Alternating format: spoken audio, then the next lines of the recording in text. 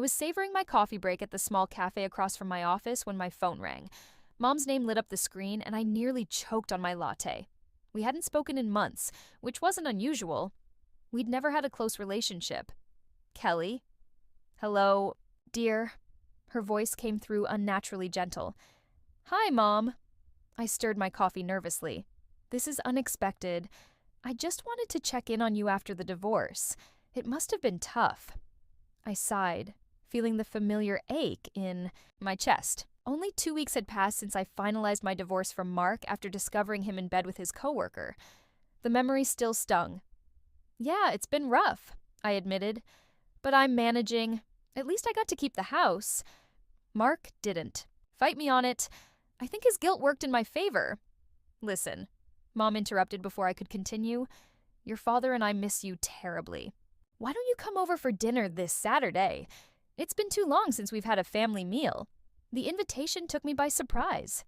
In the 5 years I had been married to Mark, my parents had invited us over maybe twice, always keeping conversations surface level and short. I accepted, curiosity getting the better of me.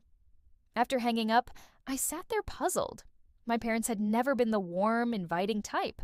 Growing up, my older sister Lisa had always been the golden child, the one with straight A's who married. Right after college, who gave them grandchildren. I was just Kelly, the afterthought. Saturday arrived quickly. I pulled into my parents' driveway, noting that their modest ranch-style home needed a fresh coat of paint. Dad opened the door before I could knock.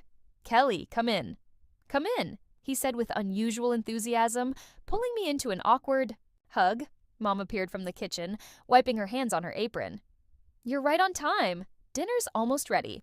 The table was set with the good china, the set they usually reserved for Thanksgiving and Christmas. Something was definitely up.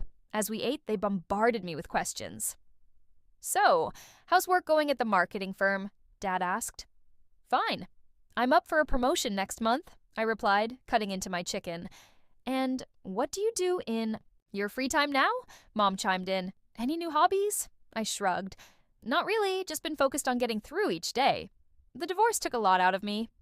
Of course, dear, Mom said, patting my hand sympathetically. But you're young. You'll bounce back. They exchanged glances before Dad cleared his throat. So, what are your plans for the house? There it was. The real reason for the dinner invitation. I'm going to live in it, I said flatly. I'm planning to renovate next year once I've saved up a bit. Mom's eyes lit up. Renovation? How timely you should mention that. Ike set down my fork. What do you mean? Well, Dad began, leaning forward, your mother and I have decided to completely renovate our house. The plumbing needs updating, and the electrical wiring isn't up to code anymore. That's good, I said cautiously. Your house could use some work. The thing is, Mom continued, we need somewhere to stay during the renovation. It could take several months. My stomach tightened as I realized where this was headed. Lisa's place is already crowded with the kids, Dad added, and renting would be such a waste of money. Mom reached across the table and squeezed my hand. We were hoping you might let us stay at your house. It's so big and you have all that space just for yourself. I wanted to say no immediately. The thought of my parents invading my personal space made my skin crawl. We'd never gotten along well, and after years of feeling second best to Lisa, I'd come to value my independence. But looking at their expectant faces, I hesitated. Maybe this could be a chance to finally build a better relationship with them. And my house was spacious, a 4-bedroom colonial with plenty of room. I guess that would be okay, I said, slowly. When would you need to move in? Next week, Mom suggested eagerly. The contractors are starting on Monday. We'd be so grateful, Kelly. Dad said it would help us tremendously. Against my better judgment, I nodded. All right, you can stay with me until your renovation is complete. The relief and joy on their faces seemed genuine, making me wonder if I'd misjudged their intentions. Maybe they really did want to reconnect, and this living arrangement would give us that opportunity. Thank you, honey, Mom said, her eyes watering slightly. This means the world to us. 1 week later, my parents arrived at my doorstep, with several suitcases. Dad carried a box of personal items while Mom clutched a bag full of her favorite kitchenware. Welcome, I said, holding the door open. I prepared the guest room upstairs for you both. "This is so kind of you, Kelly," Mom said, kissing my cheek as she passed. "We promise not to be a bother." As I helped them settle in, I tried to ignore the nagging feeling in my gut that I might regret this decision. But I pushed those thoughts aside. How bad could it be? It was only temporary after all. The first few weeks of living with my parents were surprisingly smooth. I left for work each morning around 8 and didn't return until after 6 maybe, which limited our interaction to evenings and weekends. To my amazement, Mom had dinner waiting for me when I got home, something I hadn't experienced since childhood. "How was work today?" she'd ask as I hung up my coat and kicked off my heels. "Busy but productive," I'd reply, sinking into a chair at the kitchen table. Dad would usually be in the living room watching the news, offering a casual wave as I passed by. On weekends, they'd leave early to check on the renovation progress at their house, giving me space to breathe and maintain some semblance of my normal routine. "The contractor says they've gutted the bathroom," Dad reported one Sunday evening when they returned. "Found some water damage that needs addressing." "Sounds like it's going to take longer than expected," I commented, trying to keep the concern out of my voice. Mom nodded. "These things always do, but we're so grateful to have somewhere comfortable to stay." I smiled tightly, happy to help. But the peaceful coexistence didn't last long. The first sign of trouble came on a Saturday morning when I turned on some music while cleaning the kitchen. Mom appeared in the doorway, her face pinched. "Kelly, would you mind turning that down, or better yet, off? I've got a terrible migraine starting." "Oh, sure," I said, reaching for the speaker. I just always clean to classical music. "Well, when you live alone, you can do whatever you want," she replied. "But when you have guests, you need to be considerate." I bit my tongue to keep from pointing out that they weren't exactly guests. They had asked to stay in my home, and I had graciously accommodated them. Instead, I finished cleaning in silence. The next issue arose when my friend Jen stopped by on a Tuesday evening with takeout and a bottle of wine. "This is so nice," I said as we settled on the couch with our food. "I've been needing a girls' night." We were halfway through our second glass of wine when Dad cleared his throat from the hallway. "Kelly, it's nearly 9 due," he said pointedly. "Your mother and I are trying to relax before bed." Jen looked at me with raised eyebrows. I gave her an apologetic smile. "Sorry, Dad, we'll keep it down." After Jen left, Mom approached me in the kitchen.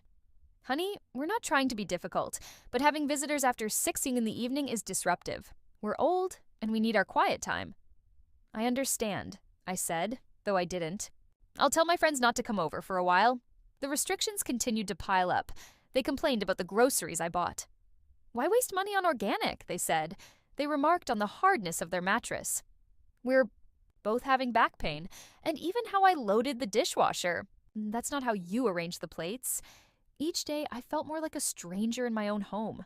I wanted to scream that they could find somewhere else to live if my house wasn't up to their standards, but I kept quiet. This arrangement was temporary. I just needed to endure it a little longer. Then, one afternoon, I came home to find 2 children racing through my living room. "Aunt Kelly!" my 7-year-old niece Mia shouted when she saw me. Her 5-year-old brother Jake continued to run circles around the coffee table. I looked around in confusion. "Where's your mom?" "In the kitchen with Grandma," Mia replied before dashing off again. I found Lisa and my mother chatting over coffee, completely unbothered by the chaos echoing from the other room. "Hey, sis," Lisa said casually. "Hope you don't mind us dropping by." "Of course not," I lied. "I just wasn't expecting company." Mom waved her hand dismissively. "I told Lisa you wouldn't mind. Your house has so much space for the kids to play, unlike that cramped apartment they're in." What started as a one-time visit quickly became routine.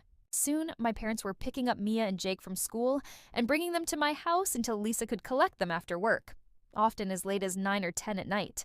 I'd arrive home exhausted, craving peace and quiet, only to find my living room transformed into a playground.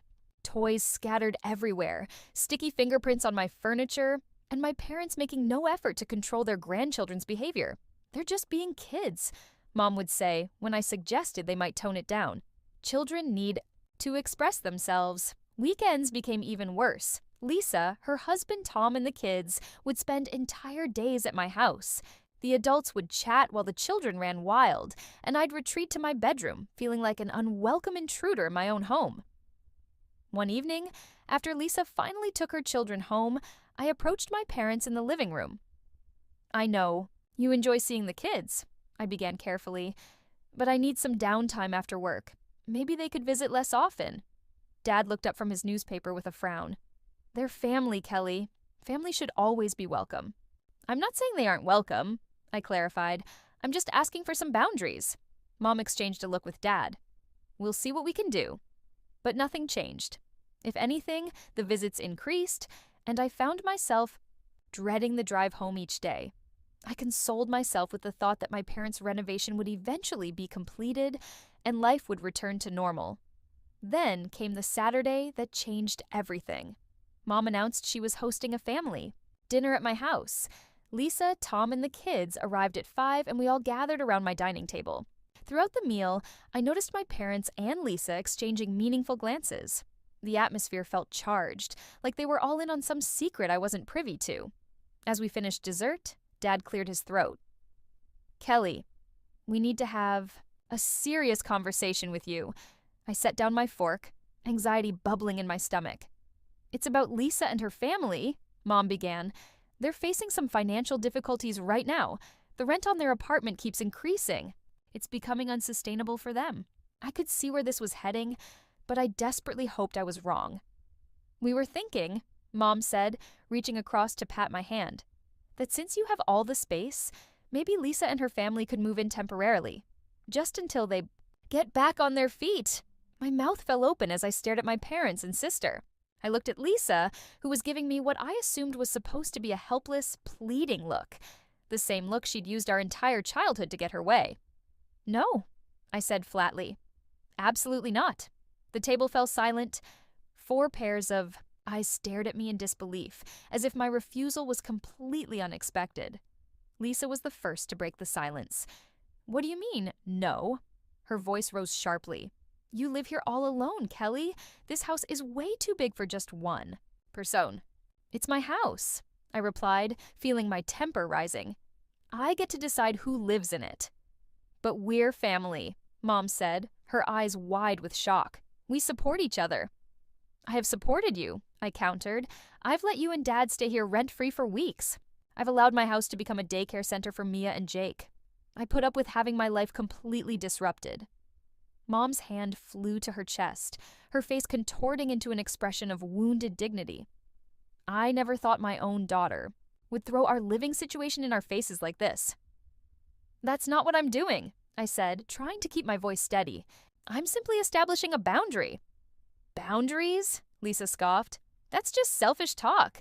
You have all the space, and you're living here alone while we're crammed into a 2-bedroom apartment with 2 growing kids. Then, maybe you should have thought about that before having children you can't afford," I snapped. Lisa gasped. "How dare you? Not everyone can be a childless divorcee with a big empty house." "I earned this house," I said through gritted teeth. "I worked hard, I made smart choices, and most importantly, it's mine. Mine to decide who lives in it." "So that's it?" Dad asked. "You won't help your own sister in her time of need?" I looked at each of their faces. The disappointment, the judgment, the entitlement. For years I'd been trying to earn their approval, to be seen as valuable as Lisa. But now I realized I didn't need their approval. I needed my peace of mind. "That's it," I confirmed. "Lisa and her family are not moving in. This discussion is over." I stood up and walked to my bedroom, closing the door firmly behind me. I could hear the muffled sounds of their continued conversation, no doubt dissecting my selfishness and cruelty. I didn't care.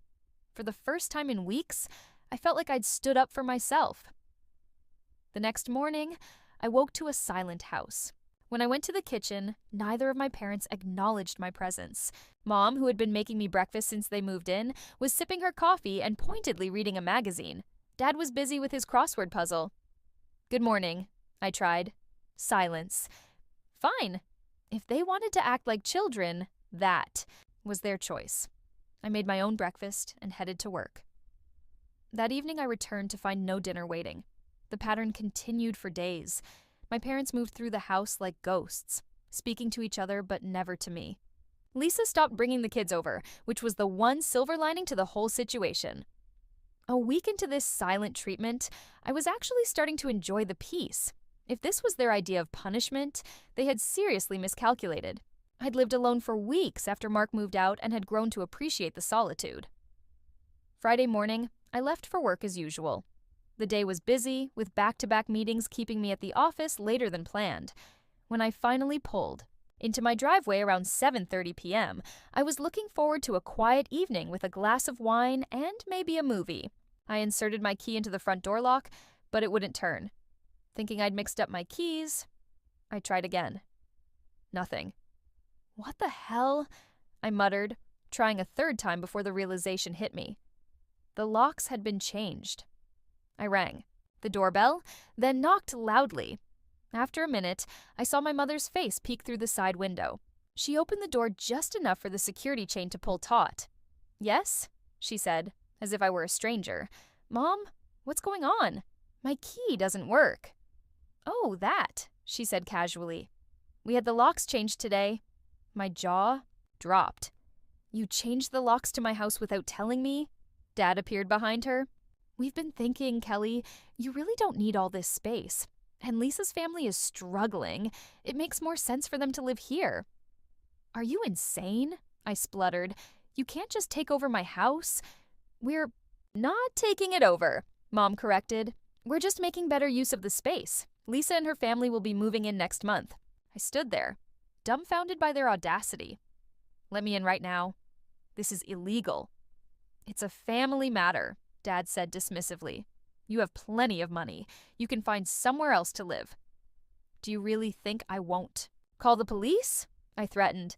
Mom smiled condescendingly. "You wouldn't call the police on your own parents. They really believed I would just roll over and let them steal my house.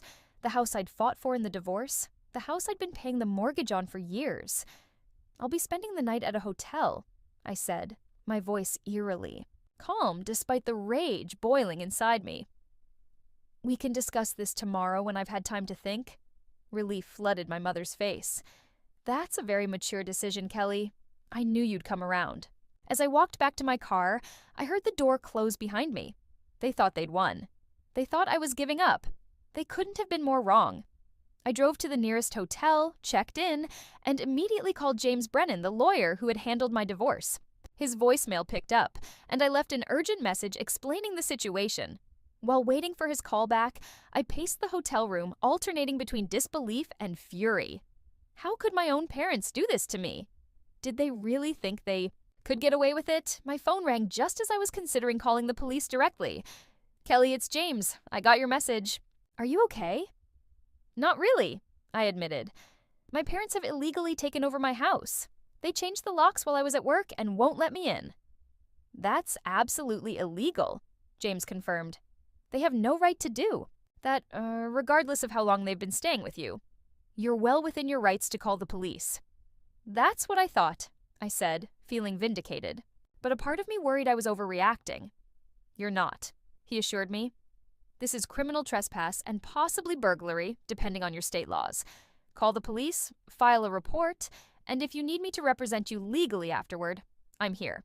I thanked him and ended the call, feeling a strange mix of determination and sadness.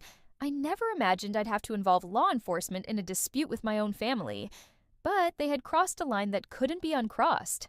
Looking at the clock, I saw it was 9 p.m., late enough that my parents would likely be settling in for the night, perhaps even congratulating themselves on their clever plan. Perfect timing for a wake-up call. I drove straight to the police station. The night shift officer looked up as I approached the front desk. "I need to report an illegal seizure of property," I said. "My parents have changed the locks to my house and are refusing to let me in." The officer nodded and gestured for me to sit. "I'll need to see some identification and proof of ownership." I pulled out my driver's license and opened my phone to access the digital copies of my deed and mortgage documents. I explained the whole situation, how I'd allowed my parents to stay temporarily during their renovation, and how they'd changed the locks while I was at work and refused me entry. After making my official statement, I left my phone number with the police for communication. "I'll be staying at the Hampton Inn on 5th Street, I told them. I went back to the hotel and tried to relax, but sleep was impossible as I replayed the events of the day. Around midnight, the hotel phone rang. "Ms. Richards, this is Officer Daniels from the police department. I'm calling about your house situation." I sat up immediately. "Yes? What happened?" "We were forced to detain your parents, ma'am. They resisted our officers and used insulting language when we explained they were illegally occupying your property. They're currently at the police station." My stomach dropped despite everything. "They're in jail?" "Yes." "When would you be able to come to the station?" I glanced at the clock. It was already past midnight. "I can come in the morning." First thing after hanging up, my cell phone immediately began ringing, my parents and sister calling repeatedly. I didn't answer any of the calls and simply turned off my phone. I needed space to think clearly without their manipulation. The next morning, I turned my phone back on and was bombarded with notifications. Dozens of missed calls and messages from my parents and Lisa flooded my screen. I scrolled through a few of the messages. "How could you do this to your own parents? We raised you. Mom is crying in a cell because of you. You're cruel and heartless. Withdraw your statement now. Family helps family. You're no longer my sister." I put the phone away, refusing to let their guilt tactics work on me. When I arrived at the police station, my parents were still there, having stayed all night. They looked terrible, disheveled, and exhausted. Mom's eyes were red and puffy from crying, and she started sobbing again when she saw me. Dad just looked angry and defeated. For a moment, pity threatened to overtake me. These were my parents, after all. But then I remembered how brazenly they had planned to steal my house, how entitled they felt to take what was mine simply because they wanted it. I suppressed my pity and stood firm. "I'm ready to withdraw my statement on one condition," I told the police officer while looking directly at my parents. "They need to take their things and move out of my house immediately. Today." "Yes, fine," Dad said quickly, desperation replacing his anger. "Whatever you want, Kelly." Mom nodded frantically through her tears. "We'll go right now. Just please drop the charges." The police issued them a fine for resisting and insulting officers, then released them. I demanded that they move out immediately, and they readily agreed. In the station parking lot, Lisa was waiting, pacing anxiously beside her car. When she saw our parents emerge, she rushed forward to help them. She sat them in her car, turned to glare at me with pure hatred in her eyes, and then they drove off toward my house. I followed in my car to make sure they actually went there. Once at my house, my parents immediately began to pack their things. They worked quickly and silently, loading everything into their car in the garage. Within an hour, they were ready to leave. They drove away without saying goodbye to me, not even a glance in my direction as they pulled out of the driveway. As soon as they left, I called a locksmith and had all the locks changed. I decided firmly that I would not let anyone else from my family into my home ever again. A few days later, I received a text message from my mother. "I no longer consider you a member of this family. We do not want to communicate with you anymore." I stared at the message and breathed a sigh of relief. The feeling wasn't sadness or regret, it was freedom. I didn't want to communicate with them either. Their constant demands, their favoritism toward Lisa, their sense of entitlement to my home and my life. I was finally free of it all. Now I live quietly in my house alone. I have my own life, free from their criticism and demands. I don't communicate with my parents or my sister, and honestly, my life is so much more peaceful for it. Sometimes I wonder if I should feel guilty about how things ended, but then I remember that I didn't create this situation. I merely refused to be manipulated and taken advantage of. My home is truly mine again, and for the first time in years, I feel completely at peace.